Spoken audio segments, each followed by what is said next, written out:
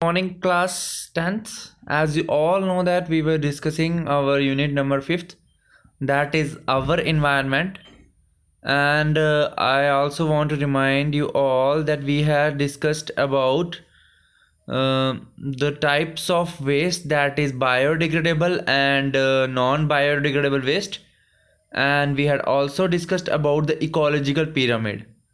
So this time I am taking your next topic, and that topic is biological magnification. तो biological magnification के अलग अलग नाम होते हैं। एक होता है बायो मैग्निफिकेशन और एक बायो कंसंट्रेशन, ये इनके अलग अलग नाम है। तो बायोलॉजिकल मैग्निफिकेशन क्या होती है? ये एक प्रोसेस है जिसमें आपके कुछ केमिकल्स होते हैं, वो लिविंग ऑर्गेनिजम्स में रहते रहते उनकी कंसंट्रेशन क्या होती है, बढ़ना स्टार्ट हो जाती है। Then occurring in the inorganic living non living environment. तो इनकी जो कंसंट्रेशन होती है कुछ केमिकल्स में, कुछ केमिकल्स की, वो लिविंग ऑर्गेनिजम्स में क्या हो जाती है, हायर होना स्टार्ट हो जाती है। सो बायो मैग्निफिकेशन को अगर दूसरे वर्ड्स में बोला जाए, can be defined as a rise और increase in the contaminated substances caused by intoxicating substance। ठीक है, तो यहाँ पर अगर आप देखो इसको, अगर हम बात करें, यहाँ पे अगर आप प्रॉपर वे में इसकी डेफिनेशन नोट करोगे तो बायोलॉजिकल मैग्निफिकेशन क्या होता है, ये राइज होता है, बढ़ावा किसका, ऑफ द कंटेमिनेटेड सबस्टांसेस। वो सबस्टांसेस जो ऑलरेडी कंटेमिनेटेड हो, ख़राब हो, मतलब किसी भी ऑर्गेनिज्म की हेल्थ के लिए अच्छे नहीं हो, जिसकी वजह से इन्वायरमेंट भी इंटॉक्सिकेट होता है। इंटॉक्सिकेट का मतलब यहाँ पे वो क्या होगा, इन्वायरमेंट अफेक्ट होगा। ठीक है, तो इन्वायरमेंट जिससे अफेक्ट होगा। तो कंटेमिनेंट्स जो आपके इन्वायरमेंट को ख़राब करेंगे वो क्या क्या हो सकते हैं? They can be mercury, arsenic, pesticides और पॉलीक्लोरिनेटेड डायफिनाल्स। ठीक है, जिसको आप बायफिनाल्स सॉरी, और डीडीटी, डायफिनाइल ट्राइक्लोरोथेन। ये कुछ सबस्टांस है जो इन्वायरमेंट में एक बार फूड के साथ आते हैं। अगर हम खाना कंज्यूम कर रहे हैं, उन्हीं में अगर ये चीज़ आ जाए, एंटर हो जाए, तो क्या होगा, जो हायर ऑर्गेनिजम्स होंगे, when the organism in the higher food chain feed on the organism in lower food chain, जब हाई लेवल के ऑर्गेनिजम्स लो लेवल के ऑर्गेनिजम्स को खाएंगे तो ये टॉक्सिन्स जो फ्री फॉर्म में होंगे ये अक्यूमुलेट होना स्टार्ट हो जाएंगे हायर ऑर्गेनिजम्स में। ठीक है, इसको आप बोलते हो बायो मैग्निफिकेशन। तो बायो मैग्निफिकेशन क्या होता है, जब भी कुछ कंटेमिनेटेड सबस्टांस का कोई राइज हो या इंक्रीज हो जो आपके इन्वायरमेंट को इंटॉक्सिकेट कर दे, तो उसको आप क्या बोलते हो, बायो मैग्निफिकेशन। इसमें क्या होता है, हाई मेटल्स, हैवी मेटल्स इसमें यूज़ होती हैं, जैसे मर्करी आ गया, आर्सेनिक आ गया, पेस्टिसाइड्स आ गया, और पॉलीक्लोरिनेटेड बायफिनाल्स और डीडीटी, ये यूज़ होते हैं। ये सबस्टांस में क्या होता है, इनको ऑर्गेनिजम्स लेते हैं, किसके थ्रू लेते हैं, by the food they consume, जो वो खाना खाते हैं। और जब ऑर्गेनिजम्स हायर फूड चेन में आता है तो वो इसको खाता है, feed on the organism in the lower food chain. Higher level के ऑर्गेनिजम्स क्या करते हैं, लो लेवल के ऑर्गेनिजम्स को खाते हैं। तो उन्हीं लो लेवल के ऑर्गेनिजम्स में जो भी टॉक्सिन्स प्रेजेंट होते हैं वो हायर में एक्यूमुलेट होना स्टार्ट हो जाते हैं। अगर हम बात करें, let us look have at the causes and consequences of biological magnification. अब आपको बायोलॉजिकल मैग्निफिकेशन के कॉन्सिक्वेंसेज के बारे में हम बताते हैं, क्या क्या नुकसान इसका हो सकता है। तो अगर हम बात करें कॉजेज़ की, तो इसके मेजर कॉजेज़ ये हैं। पहला, एग्रीकल्चर में जो एग्रीकल्चर पेस्टिसाइड्स हैं, इंसेक्टिसाइड्स हैं, फर्टिलाइजर्स हैं या फंजीसाइड्स हैं, ये बहुत ज़्यादा टॉक्सिक होते हैं। ठीक है, ये टॉक्सिक होते हैं, और अगर ये रिलीज़ हो जाएं सॉयल में, रिवर्स में, लेक्स में और सीज में, ये सबस्टांस में कुछ हैवी मेटल्स भी हो सकते हैं, जैसे मर्करी आ गया, आर्सेनिक आ गया, कॉपर आ गया, लेड आ गया, कैडमियम आ गया। ये हेल्थ इश्यूज़ क्रिएट कर सकते हैं। ठीक है, हेल्थ इश्यूज़ क्रिएट कर सकते हैं एक्वेटिक ऑर्गेनिजम्स में और ह्यूमंस में भी। तो मेरा कहने का मतलब था कि कौन कौन सा कौन कौन से फैक्टर्स हैं जो बायोलॉजिकल मैग्निफिकेशन को प्रमोट करते हैं, तो उन्हीं में से एक एग्रीकल्चर भी आएगा, क्योंकि एग्रीकल्चर के टाइम पे हम पेस्टिसाइड्स, इंसेक्टिसाइड्स, फर्टिलाइजर्स और फंजीसाइड्स की स्प्रेइंग करते हैं। ठीक है, तो स्प्रेइंग करने के टाइम पे इनमें हैवी मेटल्स प्रेजेंट होती है, मर्करी, आर्सेनिक, कॉपर, लेड, जो भी इनमें होगा, कैडमियम। ये अगर वॉश्ड ऑफ होने के बाद एक्वेटिक लाइफस्टाइल में चले गए, एक्वेटिक इकोसिस्टम में चले गए, तो ये बहुत सारा नुकसान पहुंचाते हैं उन ऑर्गेनिजम्स को। अब आ गया ऑर्गेनिक कंटेमिनेंट्स। तो मैन्यूर्स और बायो सॉलिड्स होते हैं, ठीक है, मैन्यूर्स हो गए जो, और जो सॉलिड्स होते हैं वो इंडस्ट्रीज में प्रोसेस होते हैं, ठीक है।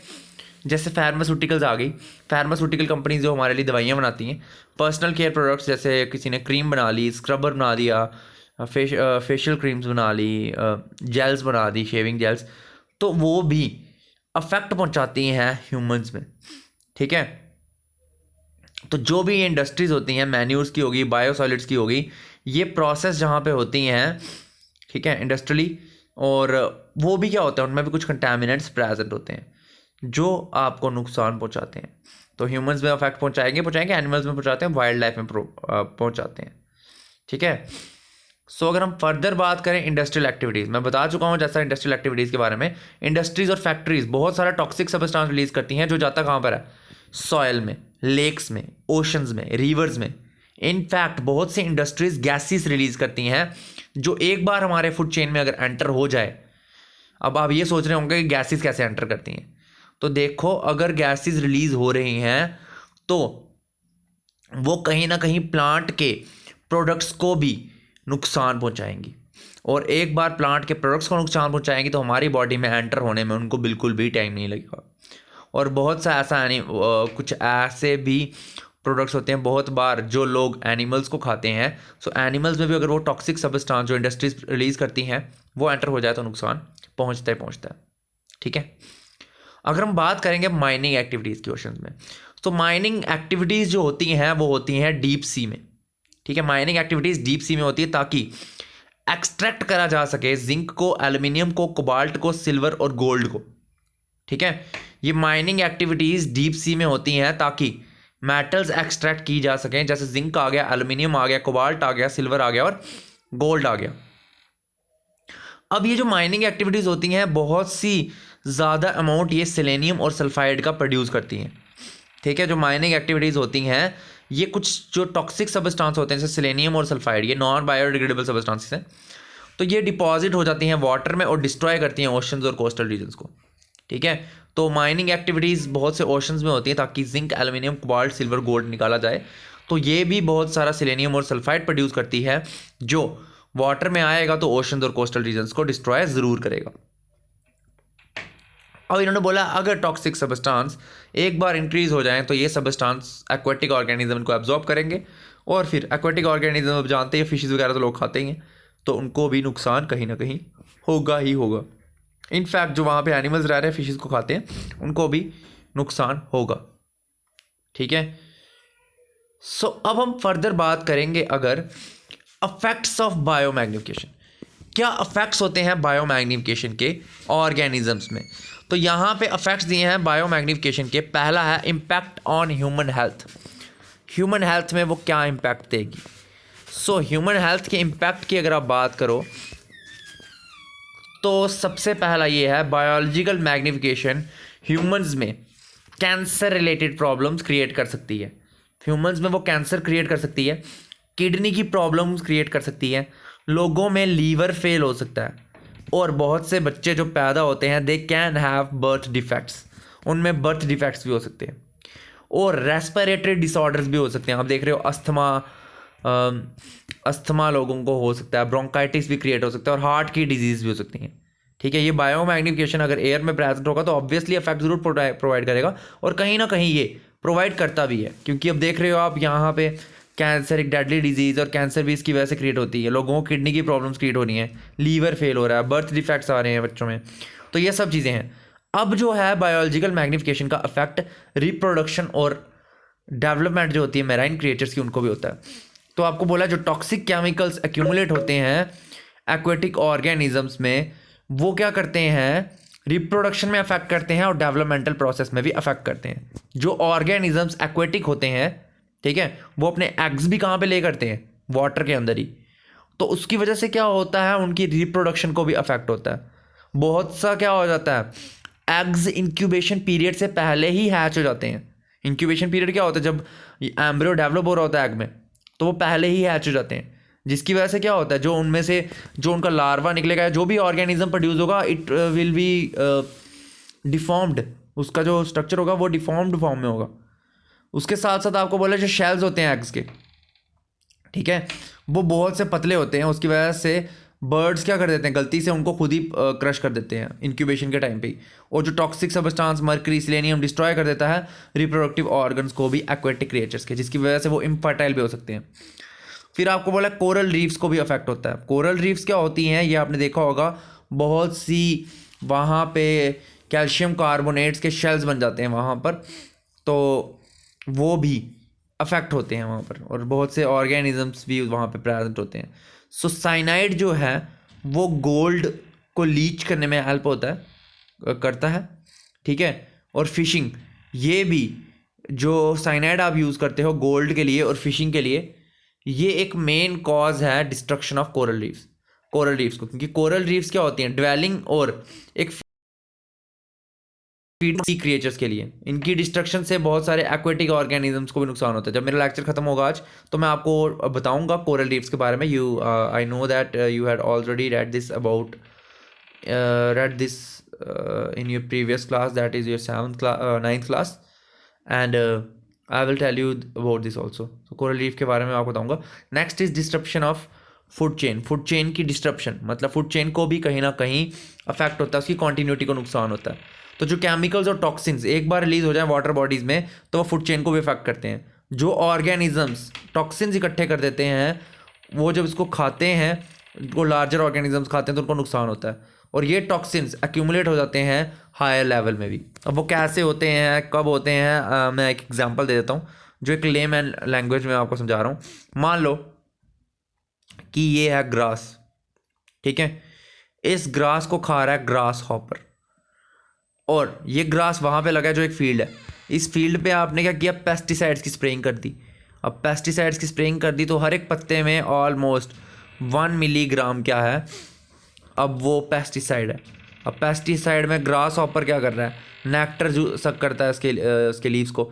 तो ग्रास हॉपर की बॉडी में मान लो उसने 5 पत्तों को ख़त्म किया अपने लाइफ साइकिल से पहले पहले, मतलब मरने से पहले पहले, मतलब दूसरे ऑर्गेनिज्म के खाने से पहले पहले 5 ग्राम उसने क्या कर दिया, ये टॉक्सिक सब्सटेंस एब्जॉर्ब कर लिया।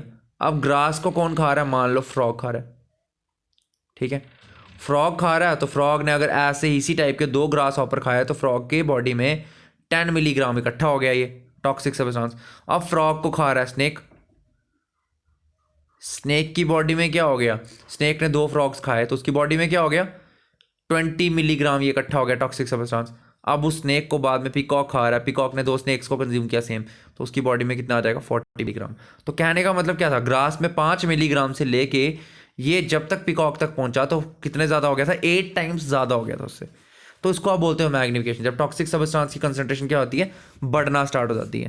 अब जैसे मैंने आपको बताया था कोरल रीफ के बारे में बताऊंगा, और what is leaching of gold वो भी बताऊंगा मैं भी। अब जैसे मैंने आपको बताया था कोरल रीफ क्या होती है, कोरल रीफ क्या होता है, एक अंडर वाटर इकोसिस्टम होता है जिसमें रीफ बिल्डिंग बनती है, ठीक है। रीफ्स क्या होते हैं, ये बनते हैं कॉलोनीज से, कोरल पॉलिप्स से। कोरल क्या होता है, ये एक एनिमल होता है, ठीक है, ये एक एनिमल होता है जो इनवर्टिब्रेट होता है, ठीक है, इनवर्टिब्रेट होता है, और उसके साथ साथ इसमें पॉलिप्स प्रेजेंट होते हैं। पॉलिप्स का मतलब क्या होता है, जो एक आप कह सकते हो अनवांटेड, आप कह सकते हो अनवांटेड टिश्यू डेवलप होता है ना ऑर्गेनिज्म में, उसको आप बोलते हो पॉलिप्स। तो ये जो पॉलिप्स होते हैं ये बनते हैं कैल्शियम कार्बोनेट से, और जो कोरल रीफ्स होते हैं ये स्टोनी कोरल्स में बनते हैं, और पॉलिप्स जो होते हैं ये क्लस्टर्स में रहते हैं, ग्रुप्स में रहते हैं। सो जो कोरल्स हैं ये बिलोंग करते हैं एक क्लास को जिसका नाम है एंथोजोआ, जो एक फाइलम आती है नाइडेरिया में, और इसमें सी एनिमोन्स आते हैं, जेलीफिश आती है, ठीक है। तो सी एनिमोन्स कोरल्स क्या करते हैं, एक सी एनिमोन्स की तरह जो कोरल्स होते हैं वो कार्बोनेट एक्सोस्केलेटन प्रोवाइड करते हैं, जो क्या करते हैं, सपोर्ट भी प्रोवाइड करते हैं, प्रोटेक्ट भी करते हैं इसको। सो कोरल रीफ इन शॉर्ट क्या है, एक इन्वर्टिब्रेट है, ठीक है, इन्वर्टिब्रेट एनिमल है जो रहता पानी में ही रहता है, अंडर सॉइल के मतलब वाटर के अंदर, और ये कोरल्स बनाता है, और यहाँ पे इनकी बहुत सारी कॉलोनीज प्रेजेंट होती हैं, और आप देखोगे बहुत से सारे इन्होंने आप कह सकते हो स्टोन लाइक स्ट्रक्चर भी बनाए होते हैं, ठीक है। सो ये कोरल है, और कोरल रीफ इसको कहा जाता है, और रीफ्स कॉलोनीज से बनते हैं, और कॉलोनीज किसकी होती है, कोरल पॉलिप्स की, ठीक है, जो पॉलिप्स मतलब अनवांटेड ग्रोथ हुई होती हैं टिश्यूज़ की, और ये जुड़ते किससे हैं? कैल्शियम कार्बोनेट से। और कोरल रीफ्स बनते हैं स्टोनी कोरल्स में, स्टोनी कोरल्स से बनते हैं ये, और ये ग्रुप्स में रहते हैं, ठीक है। सो इन्होंने बहुत सारी कॉलोनी बनाई होती है अपनी। सो आई होप आपको ये टॉपिक अच्छे समझ आया होगा। So in case if you have any kind of doubt then you can ask me.